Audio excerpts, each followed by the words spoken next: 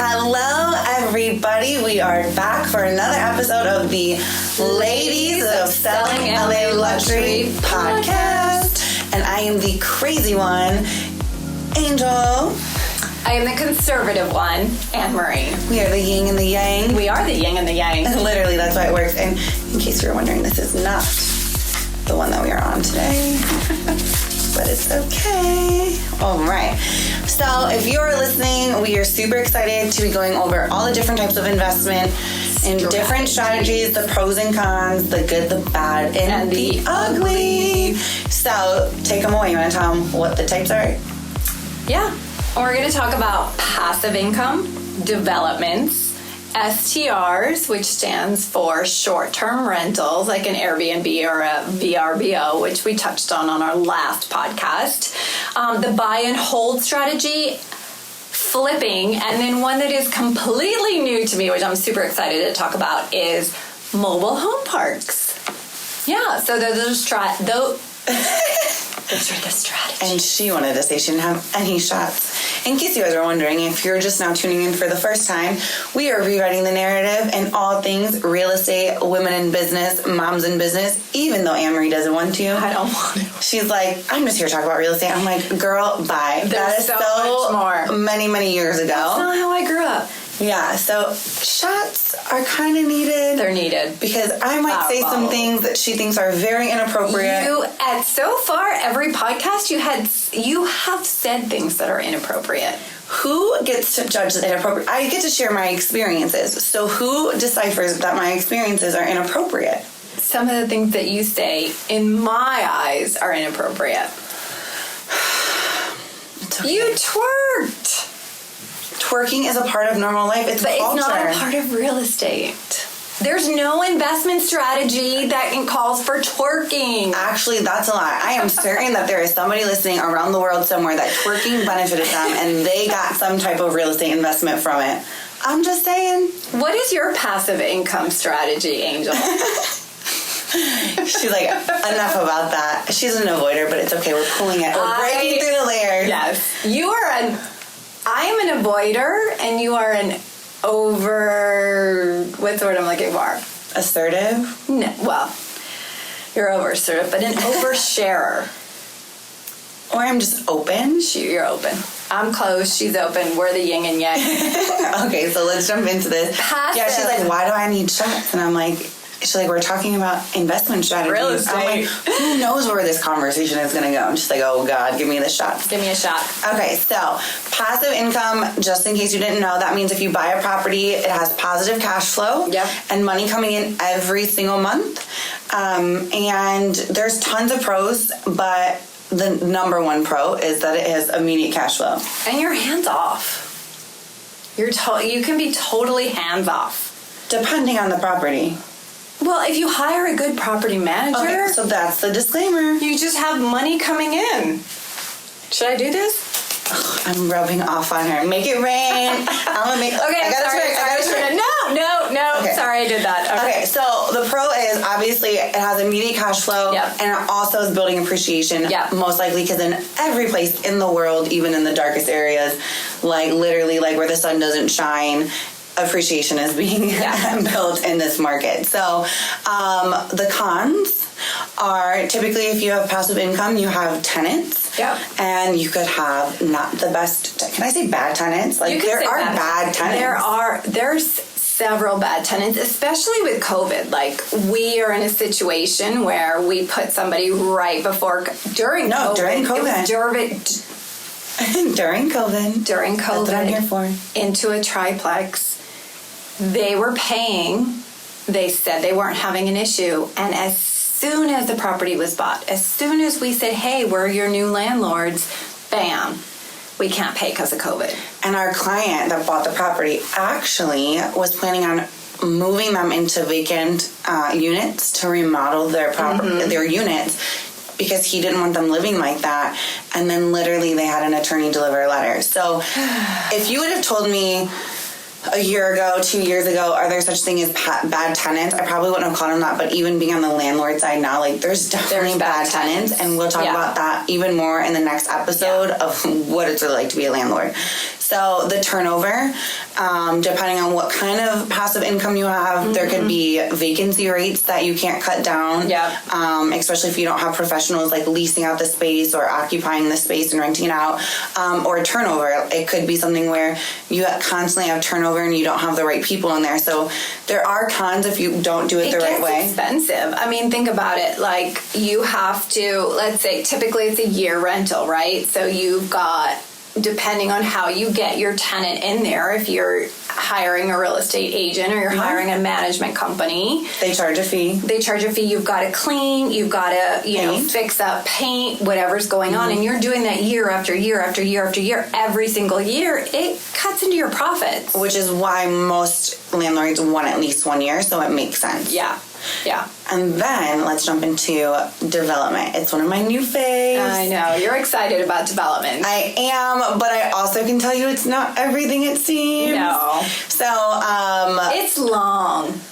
Yes. I think that's the biggest thing about it. It's like, it's not, I don't know, it's just like, it could be as quick as a year, depending on where you're buying, but or like, if you're buying plans in place, yeah, it could be like 2 to 3 years, 4 years, yeah. So development is simply what it sounds. So you could either buy a property that already has, you know, plans ready to issue. So RTI. they're called RTI plans. Right. That means that they've already went through the process to make sure that this is allowed to happen here, and it could be any type of building. It could be a building, it could be commercial could be commercial mixed with residential, it could be single family residence, it could be townhomes, it could be a condo building. Anything, right? Yeah. Or you could buy land, or you could buy something that needs to be demolished, it's zoned for that, or you can ask for a zone change, and then you create the concept yourself. You could say, like, I want to create this, you know? So, which, as you can see in the city, in almost every major city, there is tons of development happening everywhere.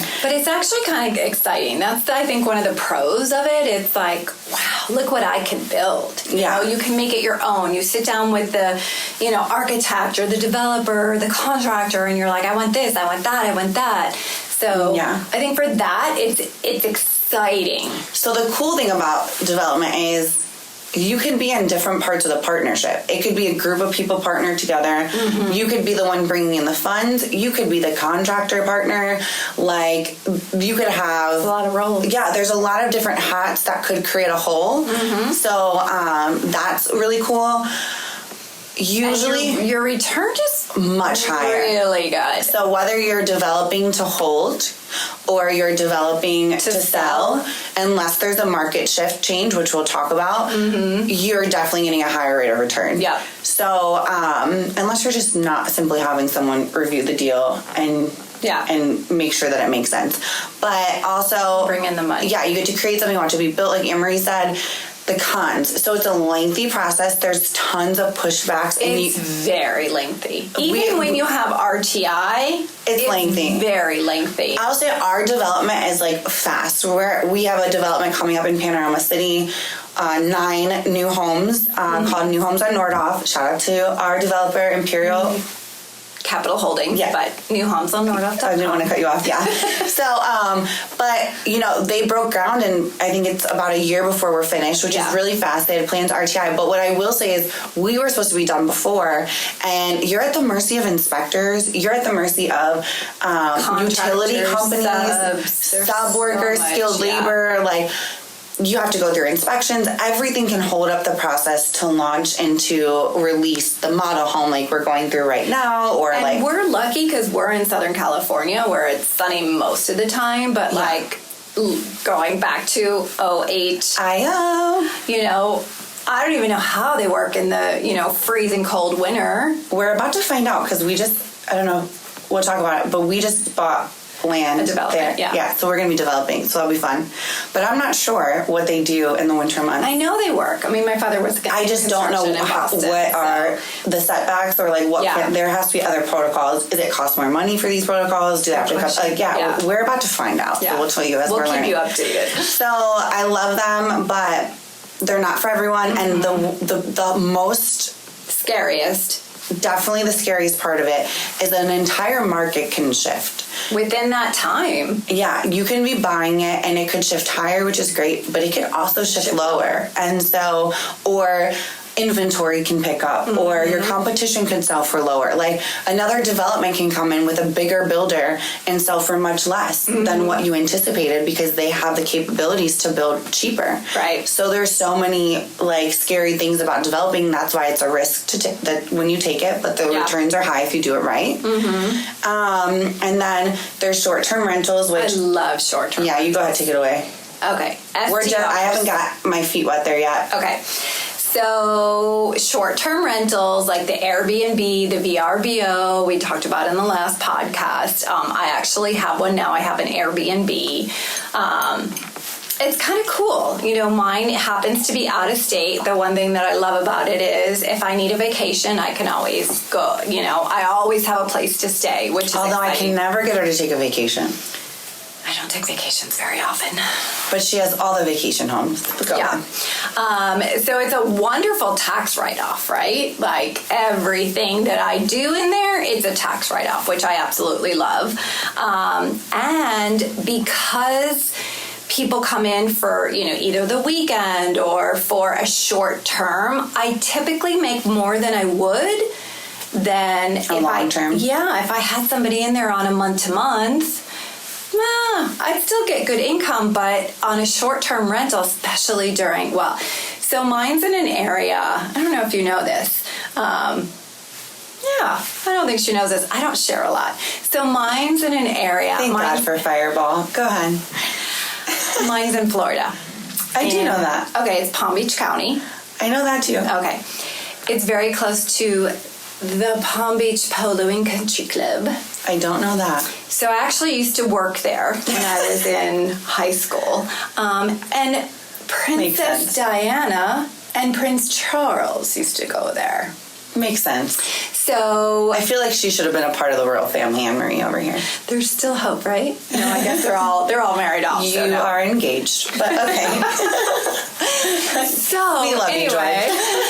So January through March, even sometimes into April, is our season, and so the short-term rentals are through the roof. It's a huge polo community, and so there's lots of horse shows down there. So if I were to rent out, let's say for the year, I'd probably get maybe $2,500 a month. I can get in a short-term rental for even a month. If somebody comes in, let's say during the month of January, probably $5,000 or $6,000. So almost double. Yeah. So for short-term rentals, you can double, sometimes even triple what you'd normally make on a long-term rental. But there are cons. There are definitely cons. I can tell you the one reason why I haven't jumped into it yet is because here we're about to actually start Airbnb and VRBO in Ohio City and Ohio, but here the Airbnb laws are ever changing. Like Venice, you used to be able to do nightly, and now you have to do minimum 30 days. Right. There's a lot of cities like that, and a lot of people were trying to, a lot of cities are trying to ban it. Yeah. And the other thing that you have to take into account is, one, you have to fully furnish it, right? So you've got your linens, your bed, your, like everything. You have to fully furnish everything. You're paying for cable or whatever, Wi-Fi. But the thing that hit me is that not only again, it's in Florida, so I have a Florida state tax, which is 6%. I also have a Palm Beach County tax, which is 7%. And then Florida does that too, huh? I thought California were only the ones that... Oh, no. They demonize us over here in California. Yeah. Oh, interesting. There is no state tax in Florida, which, of course, California, we have to pay state tax. But I thought you just said 6%. Well, so for short-term rentals. Got it. Yeah. Okay. And then, of course, Airbnb takes their cut. And then I have a hostess, which has to take her cut. So there's a lot of expenses in there. And you have to, if you're in a place where it's not yet established or there's not an access to an Airbnb or short-term rental management company, it's a lot of work to do yourself. Yeah. You have to develop a team. So it's definitely obtainable, but it's definitely recommended that you get the experts in that field because they know what they're doing. Right. I agree 100%. Yeah. And then we have the buy and hold, which this is going to sound really funny to some people, but it's similar to like if you were buying a property for passive income, except you're not buying the property for the passive income. So, AKA you buy a property, you hold on to it, you are buying it. This actually happens a lot. Sometimes people will buy, they don't care if they make any profit, they want it to appreciate. They might be buying into a market that's changing, an area that's changing, and they say, just put my money in here. I don't even care if I go a little bit negative monthly. I know that the equity that I'm going to be able to cash out in a few years is worth all of that. And I think a lot of that has to do with the 1031 exchange. So 1031, if you don't know what that is, it's actually the tax form where if you have a rental income, you can exchange it for something that's more expensive. So some people will buy and just hold on to that, and you only have 180 days to identify something. So sometimes people will just buy and hold because they don't have another option. The ones that they wanted were already taken, so they just... And they don't want to pay the capital gains because they're obnoxious. Exactly. Which is like based off what you made on the property. Right. Just in case you don't understand. Yeah, so sometimes it makes financial sense to buy and hold. Yeah. It doesn't matter what the income coming Or in. there's someone that's just tied to a certain area. I know, like, we were looking at places in the Cleveland area, and there's someone that owns, like, all of like half of Rocky River, a city over there. It's gonna be us soon. And so I'm like, dang, I like that. Yeah, I want to buy like a whole new town. Like, can we just like name it after the Ohio Project LLC? So that's one strategy, and people love it for many different reasons. They do it. And then I want to talk about my newest favorite. Wait, everybody talks about this one. What? Flipping. Oh, just kidding. I got excited. Oh, You do the flipping. no. Okay. So if I had a dime for every time someone's like, I want to flip a property, I want to flip a property, I want to flip a property. If you started 10 years ago, you could have made a shit ton of money People flipping are, property. first of all, but we have clients making a shit ton of money still. You just have to know exactly what you're doing, and all your moves have to be calculated. And you have to make sure that you're running the right number. Yeah. Because shit, like, can go south very fast on a flip. Very quickly. And it could end up being like a cash, like, what is it, a cash cow? Cash cow is a good thing. Just kidding. What's the opposite? What you meant what I knew. Come I don't on. even know. I can't remember. I'm going back to college, my economics class. I was like, there was a square, and it was like cash cow. I can't remember. Anyway. But so when it's done right, it's quick money when it's done right. Yeah. So higher returns if you get, you know, a deal. They're not the most desired properties. Yeah. Most buyers are buying to live in it, so they're attached to a turnkey home because most people can't envision themselves in a home. So if you can get a distressed or an under market flip property and you make sure that you make the calculated decisions, it's an amazing opportunity. Absolutely. But right now, interest rates are increasing significantly. Right. Luckily, we still have an extremely low inventory rate here. Historically low. Yeah. So here in LA, it still could be a good time to flip because even if the market stabilizes, you still have returns. But if you're not here in LA and inventory has picked up and interest rates have picked up and you're trying to flip, could be disastrous. It could be disastrous. You need to sit down with a professional and really look at the worst case scenario. And I think the biggest thing on that, like we talked about in another podcast, is the holding costs. Yes. Like, don't just calculate, oh, I'm buying a home for fill in the blank. I'm going to spend this much on it, right? No, you need like a whole spreadsheet. You need worst case scenario. What are the holding costs? What am I paying monthly to hold this property? And what if it doesn't take 6 months or 3 months? That's just it. And then it takes 12 months. Like, what's the worst case? Do I still get the return that I want? There are teams. We're doing it in Indianapolis now with our team where we're flipping in 30 to 45 days. It's incredible. You have to have the team to do it. If not, you could really go under, especially in other areas where like here, if you get a good deal and you put it back on the market without doing anything to it, you're probably going to still sell it. So, but other places, you could definitely go under. So that's flipping. So take away your favorite new. So an opportunity. opportunity came to us to buy a mobile home park. And in case you didn't know, or maybe we haven't talked about it yet, myself, Anne Marie, and a few of our partners, we have the Ohio Project, LLC, in Cleveland, and we're expanding. But we're ready to take over all of Cleveland and surrounding areas. But we started with 1 to 4 units. Then we jumped into apartment buildings. Mm-hmm. We just negotiated some land for development. And now I'm excited because we're buying a mobile home park. So I have to tell this story though. It's so funny. So first of all of our partners were on board that this was a very good idea to write an offer and to get this thing accepted off market. Yep. So I took the initiative because I'm the aggressor and I did it. And then all of a sudden we get a congratulations, like we're officially under contract and all. Oh shit! And all of our partners were like, "Oh, Angel just bought a mobile home park. What the hell just happened?" And I'm like, "What did we do? I thought we were on the same page here. This makes sense. We need this." Yeah. So it is our latest and greatest, and it's exactly what it sounds like. So you buy a mobile home park, so you own the land, and then they have pads, and then on those pads are the mobile homes that are owned outright by their owners. Yeah. So it's.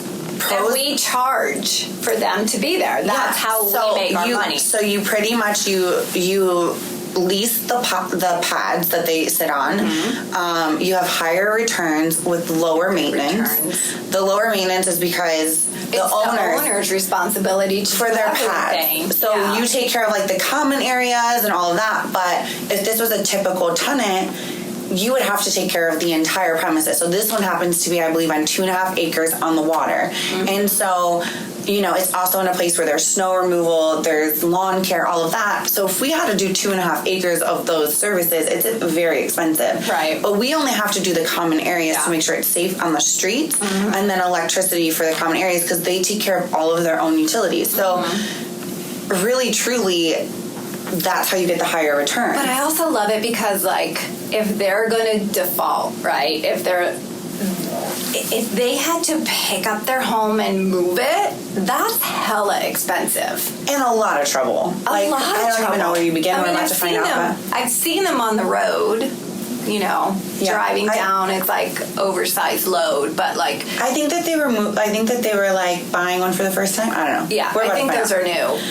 But the land, it's still an extremely efficient way to own a property and pay very minimal because you're buying the mobile homes for very cheap and the land lease is very cheap too. You would definitely not get that in any type of rental because the rental market is going crazy. So it's still a great benefit for the owners of the mobile home park. Yeah. But then they're also, the cool thing too is we have 2 of them that are rent to own. So which a lot of people ask for. Yeah, it's just really cool. It's you're giving a different option for someone. A lot of people are okay with having them. Mm-hmm. They don't need anything else, And so, but let's talk about the cons. Yeah. Which we haven't experienced yet because we're still under contract to buy it. Very soon. But if this works out in the way that I'm excited for it to work out, I'm buying all the mobile home parks all over the world. Okay, here's a big con. If owners are not keeping up their area, yes, it doesn't look nice. So when the new owners are coming in, it's ugh, I don't want to live there. Look at this hideous color. Look at the maintenance that needs to be done. Yeah. So, but I'm still waiting for our attorney to let us know what do we do in that situation. Yeah. Do we have repercussions for that? So to be continued on that topic. Also, the demand is not as high. Some people have a negative connotation towards mobile home parks, which is crazy because you have to obviously market to find these owners.